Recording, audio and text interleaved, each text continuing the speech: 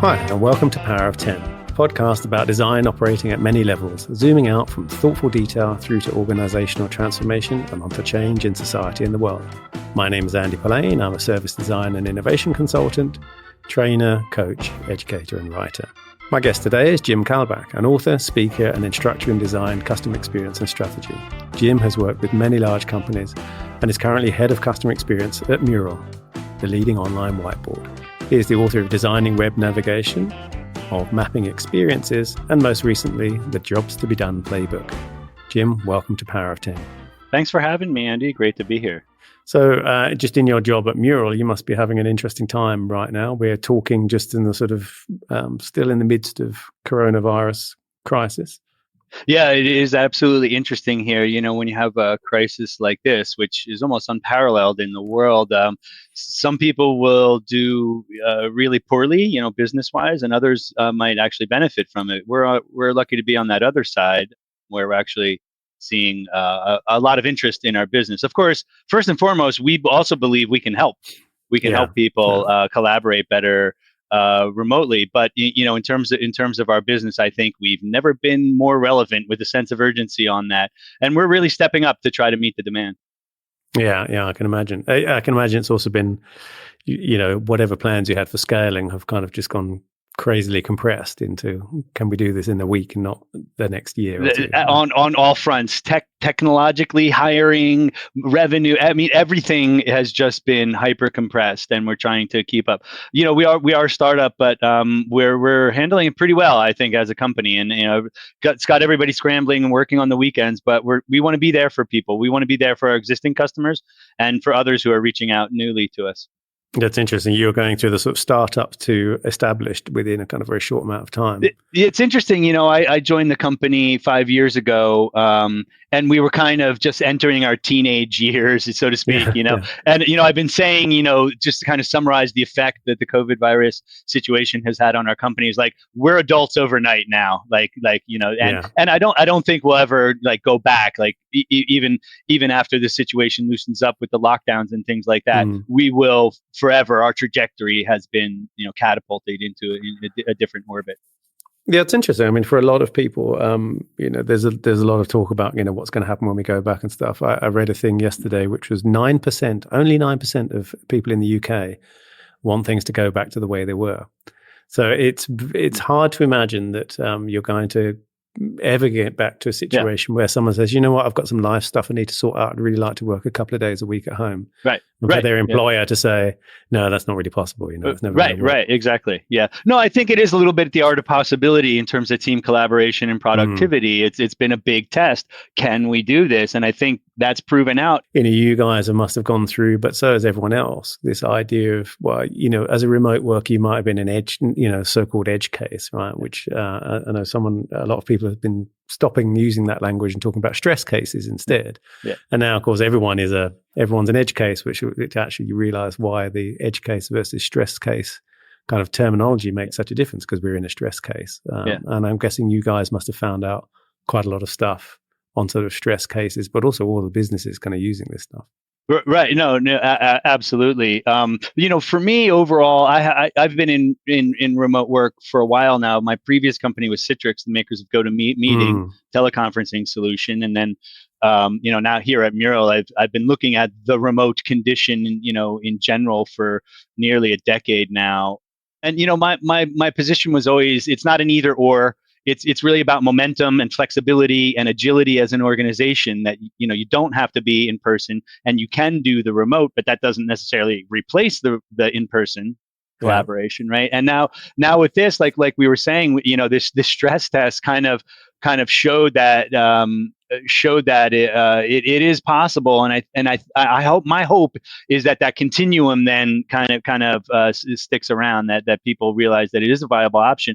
But the relevancy of what I was working on 8 years ago in terms of how do we approach remote work is it's overwhelming. It's a tidal wave. Yeah, I can imagine. And I can't. The number of posts. I think you have one, Andy. The number of posts with tips on remote sessions, and it's all this. It's coming out of the woodwork, and it's thrilling to me to see everybody talking about about it suddenly. Well, you were the first person, however many years ago it was, who said to me, one was, if one person is, on video, everyone's on video, even if the rest of them are already in the same room. I'm very, very clear about this idea of, being careful and inclusive about the people who are effectively trapped in the mushroom on the table, right? And it's so easy for the room to end up having a conversation with each other and go, oh yeah, and by the way, Jim, is that, what do you think? And there's that, and then, but also this idea that, organizations take care, sometimes great care, about the physical workspaces.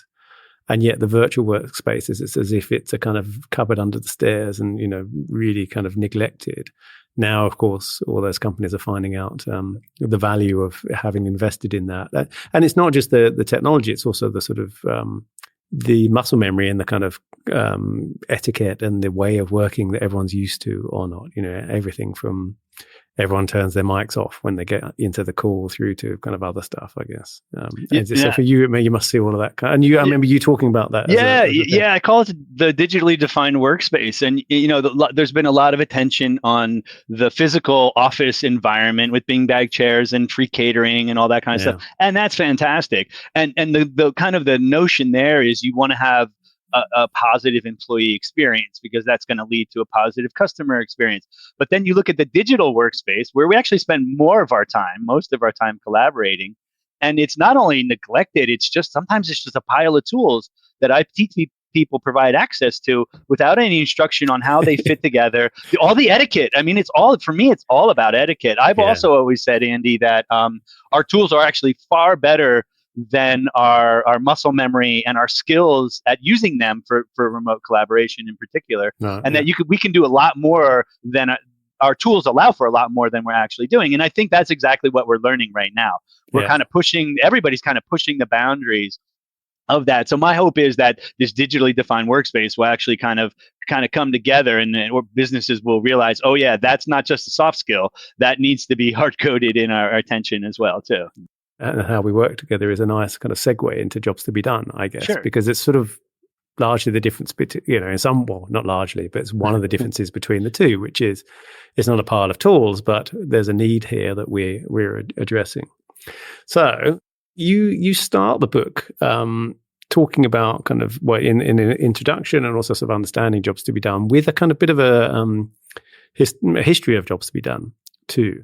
So I'm going to ask you the question I'm guessing you've been asked over and over again, which is, what's the job to be done that the book is there to satisfy? Yeah, no, it's a great question, and I thought about this a lot. I think there are a couple of jobs, but for me overall, the main job of the Jobs to Be Done book was to present the field, which does have a decades-long history, in a way that is not too theoretical or obtuse that a practitioner couldn't grab onto, and then a related job to be able to apply it as well too. Clayton Christensen, who is generally credited from any modern perspective of Jobs to Be Done as kind of the founder of Jobs to Be Done theory, did just that. He created a theory. It was a theory without practice. And other people took that up and actually created a practice around it. But it was either very large and monolithic or obtuse in some way. And for me, you're going to understand the theory if you do it, if there's a practice with it. So yes, you can read about it, but I think you're going to go do it and then go back and say, that's what they were talking about with the theory. So what I wanted people to have that aha effect with a practical application of it so that they could understand the theory. So the real job was to kind of break it down into a place where people could actually go out and do something so that they could grasp it. Yeah, there's a bit in it which I highlighted, which you say in the introduction, is most distinctions between strategy and execution are meaningless, which I really like. And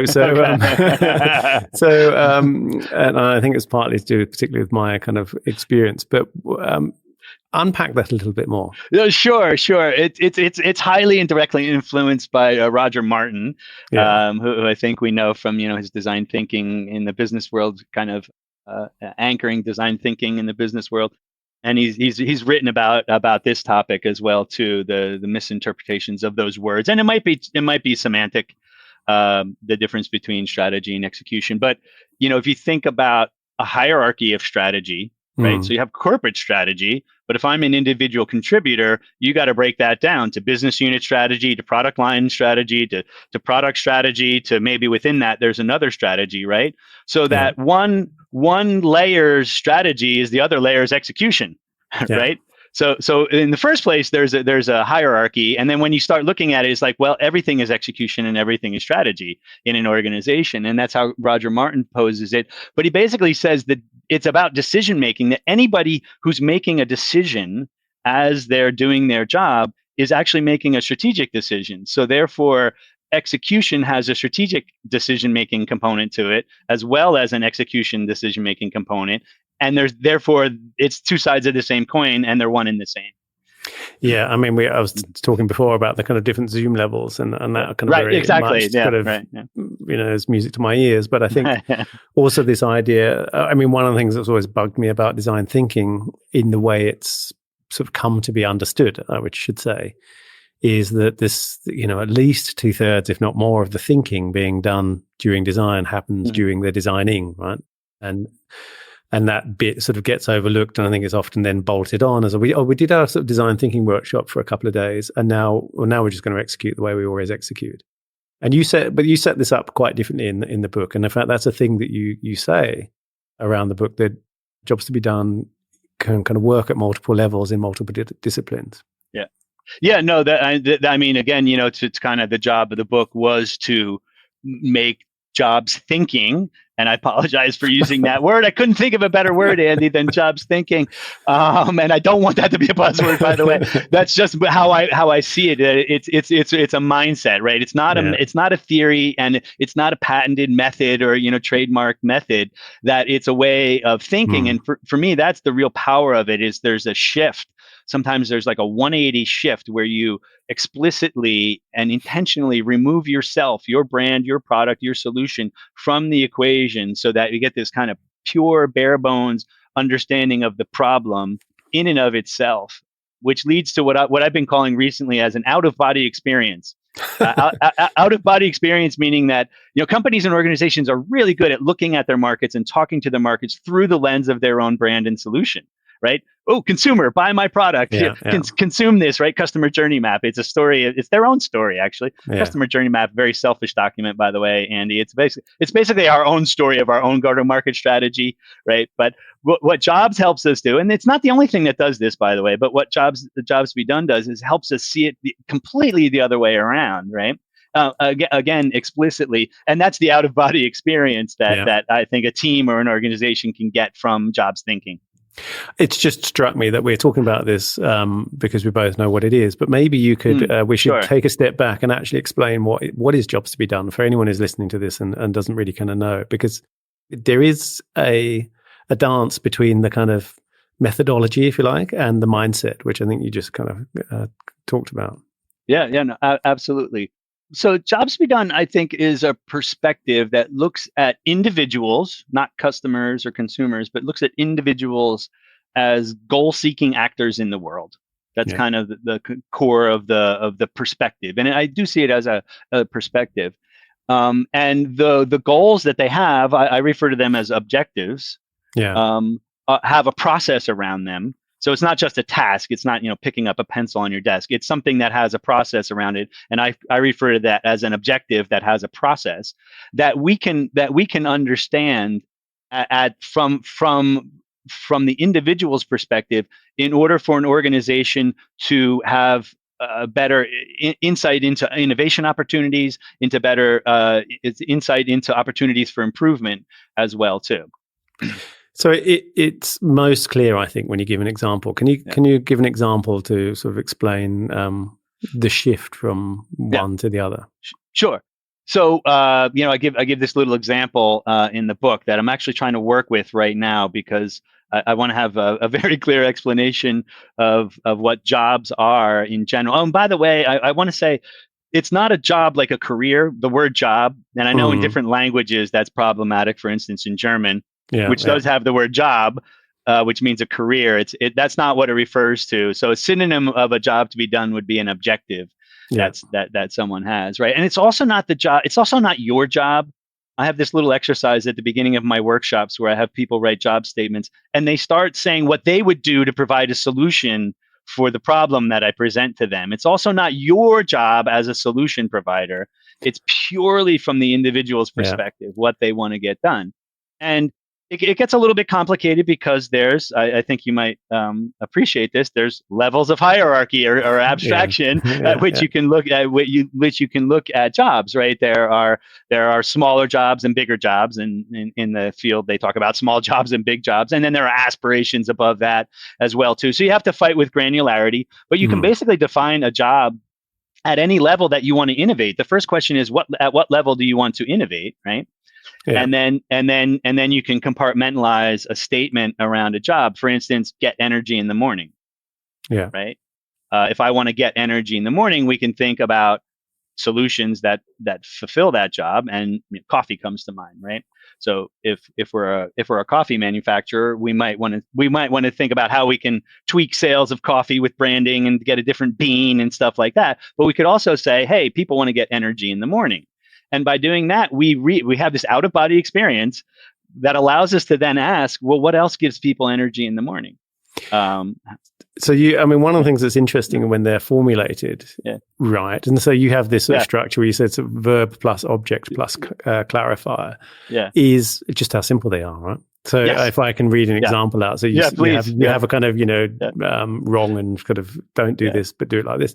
One of them was the job wrongly described was search by a keyword for documents in the database. And you say, well, that includes a specific method, like keyword search, and the technologies that documents in database. And actually the job to be done is retrieve content. Correct. Yeah. Or, people prefer to attend meetups and conferences that are nearby, and you just attend an event is the job to be done. Yeah. Right. Yeah, it is deceivingly simple, and also deceivingly hard to get that to frame it the absolute right way. An example that I've been using recently in my talks and workshops, Andy, is the answer to the question, "Why did the chicken cross the road?"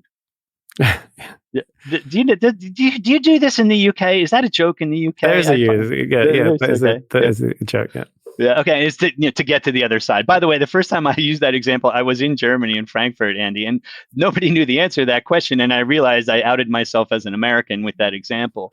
But it is that simple. So what Jobs does, like I was saying, there's a forcing function where you force yourself and your team and your organization to focus on the core objective with a process around it that you're trying to solve for first. So you want to find that first. Why did the chicken cross the road? To get to the other side. Do we really understand how chickens get across the road to the other side? And we can map that out. And there's a language around how I would describe a chicken crossing the road. And guess what? It has nothing to do with my brand or my customer journey map or my existing product. It's just that. Then in another step, we can layer onto that things like emotion and aspirations, and the solution and the brand come after that. But what Jobs says is that opportunities for innovation and improvement come from fundamentally fulfilling that job first. And then you can add the other aspects, assumptions, and biases of our brand on top of it after that. Right. Yeah. And you actually, I was talking with Lou Down about their book, Good Services, and talking about this idea that, one thing was that they write in the book, services are what users or customers say they are. Your brand or your service is whatever the user says it is, and nothing the other way around. But the other idea, we talked a bit about sort of wow moments and my kind of dislike in general for this idea of wow moments. Yeah. And you say in the book as well, if you don't get the functional bit of the job right, you basically don't earn the right to do the kind of emotional bit. Or if you just go for the emotional job and fail to actually deliver the functional job, you kind of just failed entirely, right?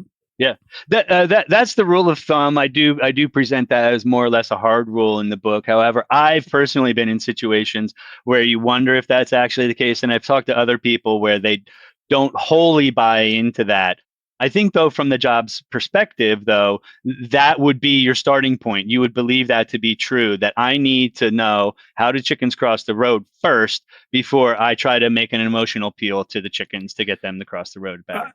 I think there's a trade-off, and I think the most glaring example of that is kind of operating systems, right? Of kind of Windows versus Mac, or Android versus iOS. In that there's a balance between, or there's a trade-off between the two that you make. Where I'm going to sacrifice some kind of functional thing for some other kind of emotional thing, and I think that probably happens in all sorts of things. It happens when people with cars, or it happens in quite a lot of physical products as well. Agree. And here's the point. I'll kind of reiterate now that you set that context up.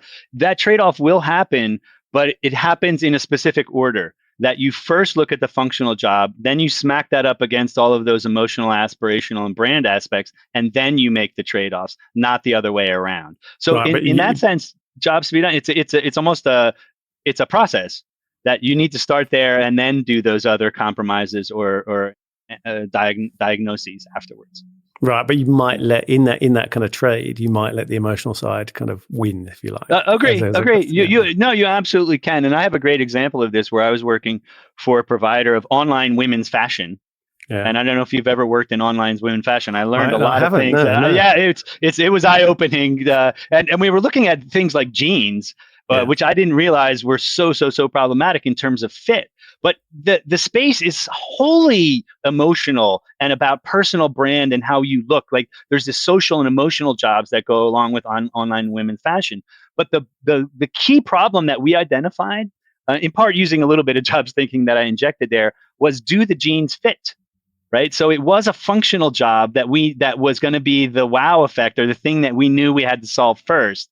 Right. So even in spaces where I thought, no, this is all about, aspirations and appeal and things like that, it actually did come back to a functional job that we needed to solve first. So let's talk about the hierarchical nature of this, because you've got this kind of micro job, little job, big job, and then aspiration. And obviously it kind of triggered the whole, Zoom levels thing in my head. I have to admit, and if Nate is listening to this, he'll well know, I was sort of quite a jobs to be done skeptic in the early days. In fact, it was him who kind of converted me, and partly because we were working on a project where there was research scope creep. So that was one thing, where we went from what should have probably been about sort of 20 or 30 interviews to about 100. And so we had a kind of a real synthesis problem with it. And obviously one of the things that jobs to be done is good for is synthesizing. Mm-hmm. And it was very, very hard to work out what level of abstraction, or what level of kind of job, I guess, are we going to sort of synthesize this in, because it felt like the further up you went, the less, it's not that you couldn't group the stuff into jobs, but those jobs became less useful for a design team, because they were things like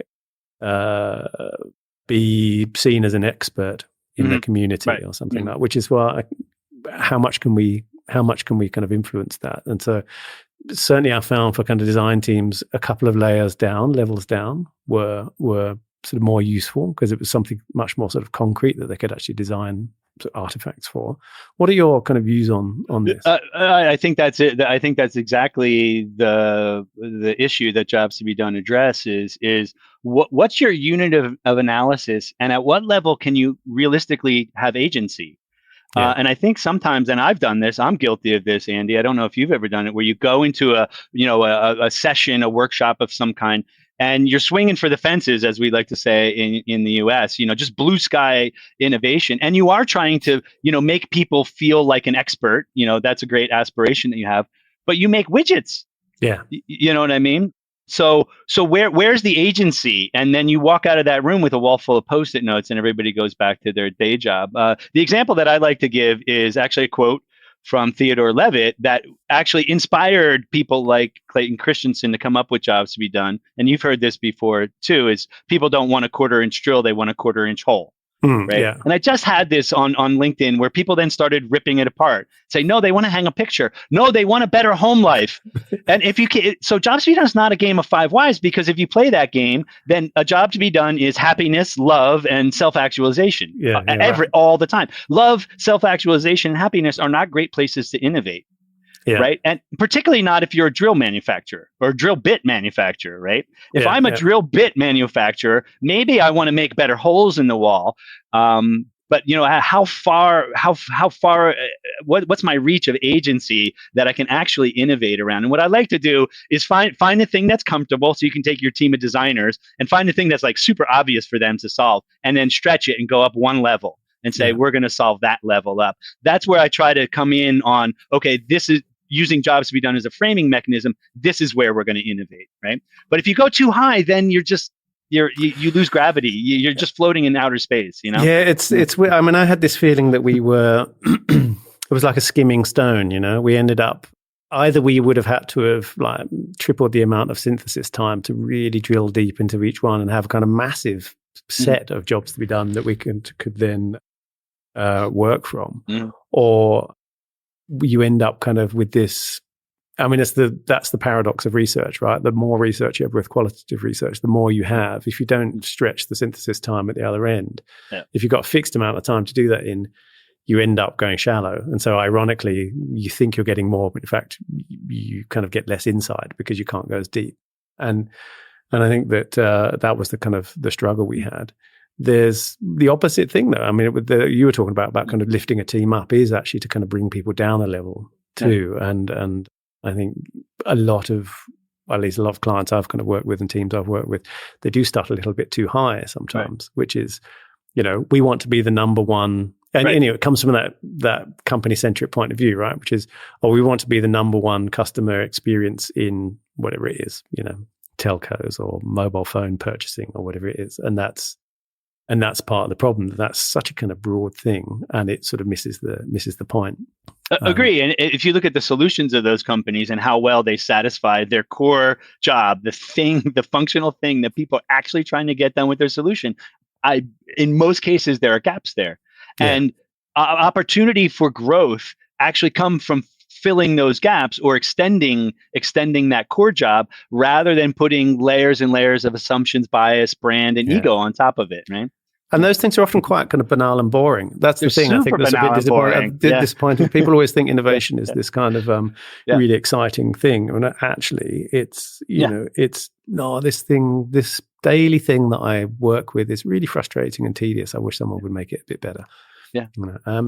There was a bit you talking about sort of people, telcos are the classic kind of churn case.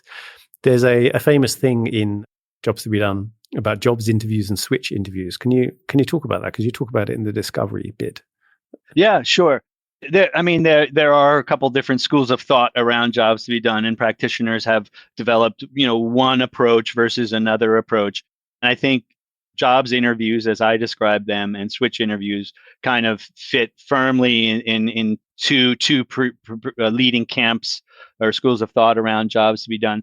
The first jobs interview is you're obviously working for an organization, so you need to scope the field, the frame of research, right? Yeah. So if you work for an insurance company, you're not going to talk to people about how they listen to classical music, right? Yeah. You need to have some frame of reference before going into those interviews, and that's your business motion. Like what field are you in, right? So you need to do that kind of framing, and then also from within that, trying to frame a priori, trying to frame the level of altitude that you're going to be targeting as well too before you go into those interviews. But after that, you're not talking about a product or solution or anything like that. You're really just framing the interview starting from which direction am I pointed out as an organization. It doesn't even have to be a business. And then in a much more bottom-up way, trying to interview people about what they're doing independent of a solution or product, right? So it's kind of moving forward or bottom up. The switch interview is basically saying most of us have products and services on the market already. So I can use that to reverse engineer back to the product, right? So what I'm going to do is say, when did you adopt or acquire that product? And through questioning, this isn't rocket science. If you've ever done contextual inquiry or any kind of qualitative interviews, you might read this and say, I've been doing this. And the answer is, yeah, you have. Just use your interviewing sensibilities. But what you're looking for in a switch interview is you're starting from that point where they adopted or acquired something, and trying to go back to moments before that. What's the thought before the thought before the thought, until you get to what's called the first thought. And from there, you can deduce what the actual job was. So for me, it's like one building up and the other kind of reverse engineering back. But the idea in both of those is that you're going to get to this unfettered job description of what they were actually trying to do, that underlying objective that people had. So we've been sort of talking about using the sort of research end of things, and using jobs to be done as a way, as different lenses, or a way to, as a lens or a way of looking at that. And the nice thing is it does work at those different levels, whether it's kind of strategy, or it could be a kind of technical thing, or it could also be obviously a kind of UX or service design thing. Let's go down the other end, which is about testing hypotheses with it. So because obviously, and depending on how much there's a kind of iterative process going on, and a kind of loop back going on for design teams, at some point, someone will have done the synthesis, and a team will have decided these are what we think the jobs to be done are. Obviously, those are also best guesses unless you start to validate them. So tell me how it can be useful in that validation end of things. Sure. Well, first of all, I think some of the techniques in from jobs to be done can be very helpful in coming up with a hypothesis, or theory, I should say, where to start testing, right? Where are the weak points? If we just take the functional job, for instance, let's say we take the job of a chicken crossing the road or getting energy in the morning, right? I could map that out in steps, and then use it as a diagnostic tool to come up with a collective theory that the team buys into, that says, oh, here's a weak point and here's a weak point, and we're going to try to come up with solutions for those weak points. Those then become the inputs for something like a lean experiment. We believe that if we notify the chicken about oncoming traffic more, that they'll be less likely to get run over by, whatever that hypothesis statement they will achieve their job of crossing the road. They will achieve their job quicker, right? So, we would pick a moment there that would then be the input into experimentation. I think the other thing too is through jobs interviews, for instance, what you can look for are success criteria. And that's the interesting thing about jobs to be done for me, is that it actually separates the process from the desired outcomes, or the steps from the needs. So what we can actually do is then look at those needs, or the desired outcomes that we've extracted from our research, as measures of success for the experiment as well too. Can you give an example? So if a chicken were trying to cross the road, the desired outcome might be to increase the speed at which the chicken can cross the road. So then speed becomes a success metric for the chicken in determining whether a solution from an experiment or otherwise would be the best fit for them that addresses an unmet need. Now that might be super obvious, but the jobs process actually is very thorough at uncovering a complete set of desired outcomes that you can then try to prioritize, and then hold those up against your solution and say, does this help with the speed of crossing the road? Yeah, no, that bit was really nice, because I think one of the things that I remembered when was my ex-colleagues in Australia, and they had kind of had this nice kind of way of measuring impact for the work that Fjord does.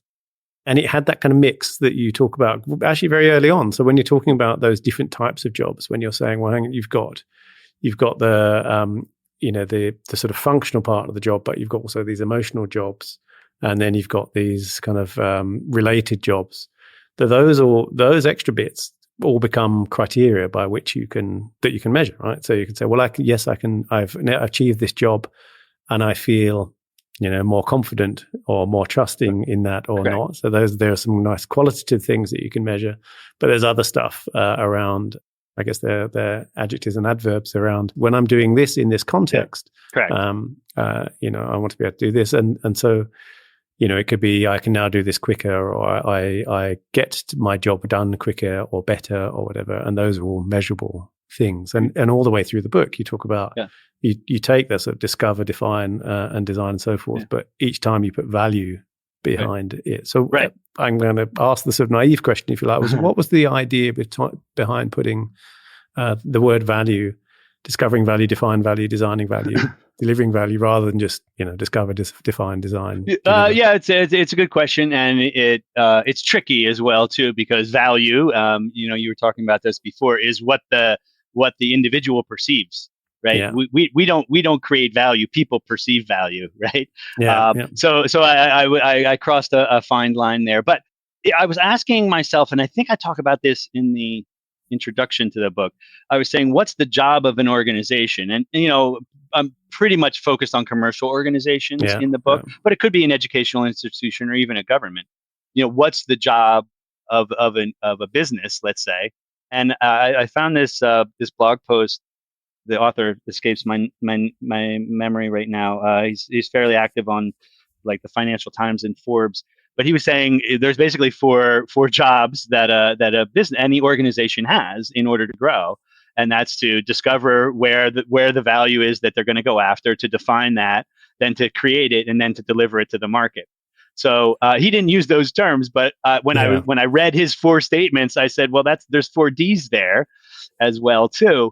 But going back to my answer on what's the job of the book, I also wanted to show that jobs to be done is pervasive throughout an organization at any point. And I don't want to present that as a process. In fact, I use a figure 8 to kind of show that's different modes that an organization is in at simultaneously. You're in discover mode, you're in design mode, you're in deliver mode, that kind of thing. I wanted to show that you could apply techniques from jobs to be done at any one of those points and at different levels of altitude as well too. So for me, it was actually, to be honest with you though, Andy, that's the long-winded answer. The short-winded answer is I needed a way to organize all of the plays that I had.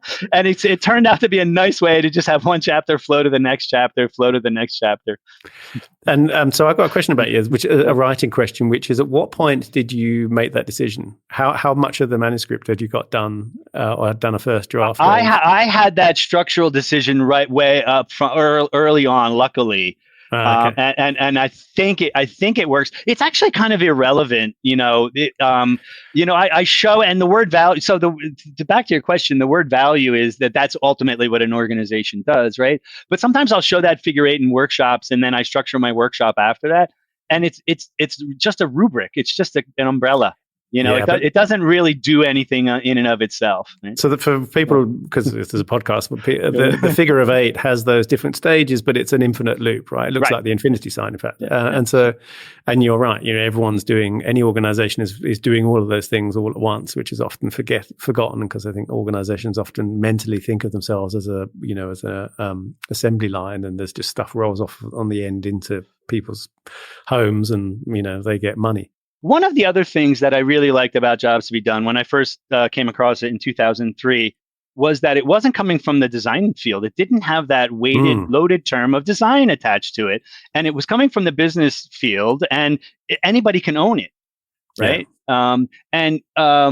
Currently in my current role, I manage a team of customer success managers. So I'm, involved tangentially in customer success communities, and they're talking about jobs to be done. And I gave a talk in September last year, and it was something like jobs to be done for customer success, which starts on the other side of my loop, and it's for a specific audience. Yeah. You know what I mean? And then, you see here marketing people, sales people, all kinds of disciplines around an organization are latching on to jobs to be done. So I wanted to come up with a structure where, like you said, you can access it at any point, but you could also have any flavor of jobs to be done as well, too. Right? So you may know that I rant generally about how products are actually services, and especially digital products aren't really products. And so for the thing I wrote the other day, I think I've even been a comment on your blog post, was that I consider jobs to be done the ultimate proof that products are in fact services. Right? I'm on board with that. I'll take that as well too. I'm also not dogmatic about my position around jobs to be done. I'm not an active consultant of jobs to be done. I do have a lot of practical experience, but I've been following the field long enough, and of course I've been following UX and service design as well too. So I get your drift right away, and I would absolutely agree with that. Yeah. I mean, it's because there's the most extreme version of It's called service dominant logic. Is a bottle of water is actually a thirst quenching service, right? Right, exactly. Not a bottle of water. So. Right. Yeah. No. Exactly. Yeah. So you bring up a really good point, because a lot of existing disciplines, particularly from design and service design fields, they say, haven't we been doing this? Haven't we been doing this since Alan Cooper came up with goal-directed design and goal-based personas? And isn't contextual design? Don't they talk about the same thing in the book Contextual Design, when contextual inquiry? And it's like, yeah, it's the same mindset. It's wrapped up differently though, and I think that's important. Yeah, because a customer success person isn't going to pick up a 500-page book that has the word design on it, find those pages that are relevant, extrapolate that to their field, and then make it actionable. Yeah, no, that's very true. No, and that's the thing. I think out of all the things that I kind of was a bit of a penny drop when I was reading the book, that bit where you kind of talk about that at the beginning was like, oh, yeah, he's right. I'd not noticed it.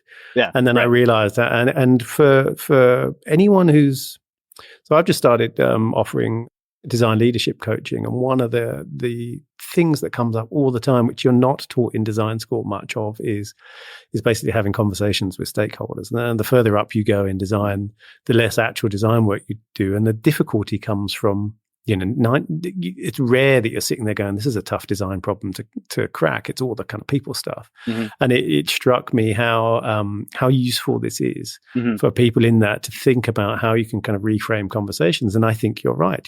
Language matters, and words trigger all sorts of things and reactions, and they open people up or shut people down. And that was actually an insight in there that I thought was very, very good. And I really can recommend people having a read of it. So listen, we're coming up to time. I talked about this designer working at many different levels of Zoom from the Eames film.